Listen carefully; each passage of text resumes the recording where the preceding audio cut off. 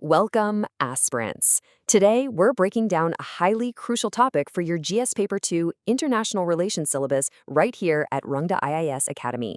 We are unpacking India's strategic northward turn, and trust me, you'll want to take notes. Let's dive straight into this explainer. We're extracting the absolute core strategic arguments from this essential May 18th editorial, specifically regarding the Prime Minister's upcoming Oslo summit. Because this isn't just about reading the daily news, aspirants. It's about extracting exactly what UPSC examiners are looking for in your mains answers. Now, if you get a mains question on India's Arctic policy, the agenda we're covering today is your high-scoring blueprint. We'll quickly move through the geopolitical shift, India's Arctic stakes, the Nordic synergy, and finally, the strategic way forward. Let's get right to it. Let's start the introduction of your answer with Section 1, the geopolitical shift. Moving from purely science to strategic deterrence.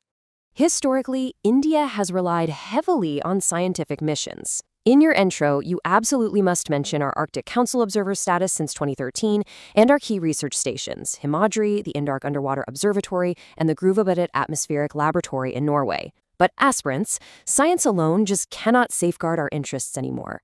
The present reality is a region completely reshaped by NATO's expansion, with Finland and Sweden joining, and the emerging Russia-China polar partnership. Your introduction has to establish this rising strategic deterrence. Moving right along to Section 2, India's Arctic stakes. Here, we'll focus on climate vulnerabilities and commercial avenues, which will form the main body of your answer. The absolutely crucial point here is directly connecting that distant Arctic melting to India's own domestic realities. Aspirants, please memorize this exact quote. Ice loss in the Barents-Kara Sea has been linked to variability in India's summer monsoon. Linking that ice loss to our monsoon variability is a fantastic value addition for both your GS1 Geography and GS2 IR papers. It immediately shows the examiner you truly grasp the macroclimate linkages. Furthermore, you definitely need to mention the commercial stakes in your body paragraph. Accelerating ice melt is essentially opening up the northern sea route. I want you to visualize and explain the strategic geography, extending the Chennai-Vladivostok Maritime corridor all the way to Murmansk and onward to the Nordics. This creates a vital, much shorter maritime link connecting India, Japan, Russia, and Northern Europe. It's a real game changer.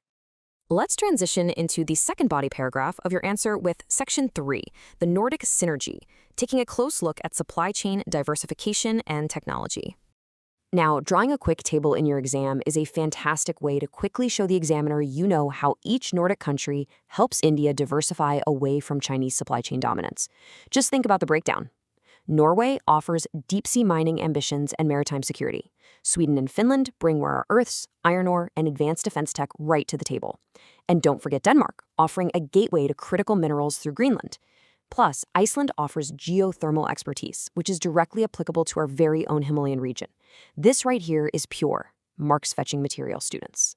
Finally, as we always discuss in class, every top-tier mains answer must conclude with a strong way forward. So let's look at Section 4, Strategic Way Forward, focusing on actionable policy recommendations.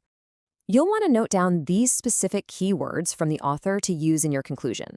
First, India absolutely must push to build 5 Arctic-capable ice-class tankers by 2030-31 under the Shipbuilding Financial Assistance Policy.